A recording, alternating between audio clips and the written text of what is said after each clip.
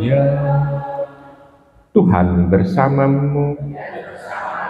Inilah Injil suci menurut Santo Lukas. Sekali peristiwa, Yesus pergi ke Kapernaum, sebuah kota di Galilea. Di situ ia mengajar pada hari-hari Sabat. Orang-orang takjub mendengar pengajarannya, sebab perkataannya penuh kuasa. Di rumah ibadah itu ada seorang yang kerasukan setan. Ia berteriak dengan suara keras, "Hai engkau Yesus, orang Nazaret, apa urusanmu dengan kami? Engkau datang hendak membinasakan kami. Aku tahu siapa engkau. Engkaulah yang kudus dari Allah." Tetapi Yesus menghadap dia, katanya, "Diam, keluarlah daripadanya." Maka setan menghempaskan orang itu ke tengah orang banyak, lalu keluar daripadanya, dan sama sekali tidak menyakitinya. Semua orang takjub dan berkata satu sama lain, "Alangkah hebatnya perkataan ini. Dengan penuh wibawa dan kuasa, ia memberi perintah kepada roh-roh jahat, dan mereka pun keluar." Maka tersiarlah berita tentang Yesus kemana-mana di daerah itu.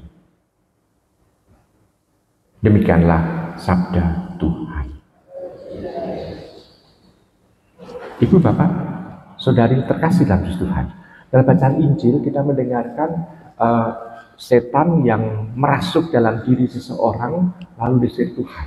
Saya mau tanya dulu, kalau Anda melihat peristiwa itu, kira-kira setan itu taat atau setan itu takut pada Yesus? Setan itu taat atau setan itu lebih takut pada Yesus? Kalau taat berarti seolah-olah Tuhan Yesus menjadi pemerintah bagi setan.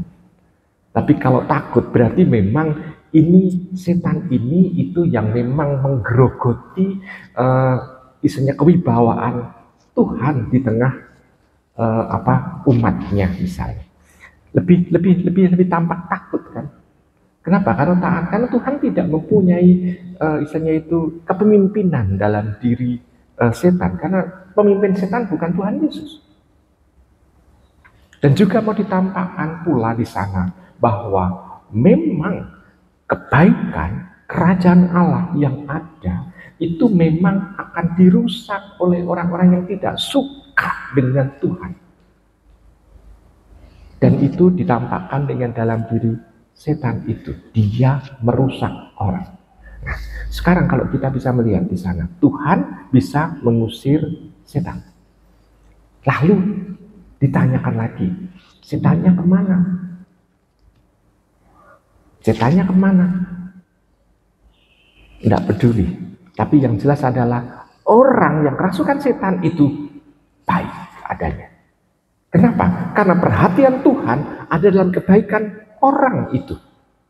Orang itu baik adanya. Nah, tidak peduli, karena Tuhan kan bukan pemimpin setan, maka tidak peduli setan itu mau kemana.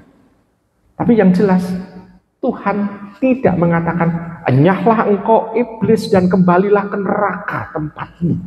Tidak. Tuhan hanya mengatakan, "Enyahlah engkau dari orang itu." Berarti setan masih ada di sekitaran banyak manusia itu.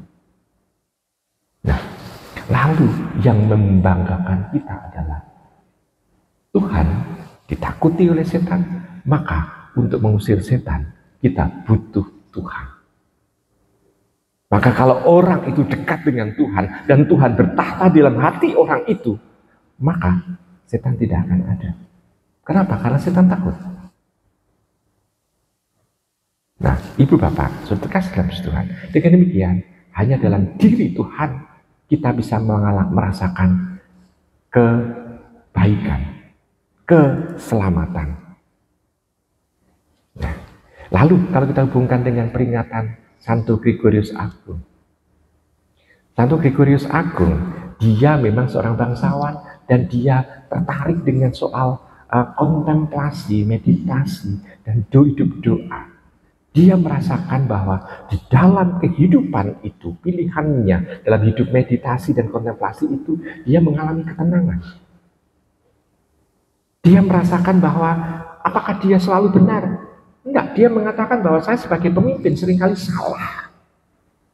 Kedekatan dengan Tuhan, ya, membuat nyaman. Tetapi di dalam memikul tanggung jawab, mengalami berat. Dan dia seringkali mengatakan bahwa tolong doakan kami, para pemimpin itu. Kenapa? Karena bisa-bisa, karena saking banyaknya tanggung jawab, bisa saja keputusan menjadi salah. Gregorius mempunyai keinginan supaya kita semua bersatu padu untuk mendoakan itu juga. Kenapa? Karena seorang pemimpin kalau membuat keputusan yang salah, berarti di sana memberikan kesempatan kepada setan untuk menguasai manusia yang lain. Maka dia meminta supaya umat pun itu mendoakan dirinya. Nah, ibu, bapak, saudara terkasih dalam Tuhan. Nah, Gregorius Agung memang seorang pemimpin yang sungguh mempunyai sumbangan yang besar. Ibu, bapak, seringkali kita mendengar lagu Gregorian. Gregorian dari kata Gregorius Agung ini. Jadi dia mempunyai jiwa seni juga. Dia seorang yang misalnya kalender kita, kalender Masehi kita. Ini kalender Masehi kok berbeda dengan kalender Masehi saudara-saudara kita dari gereja Ortodoks.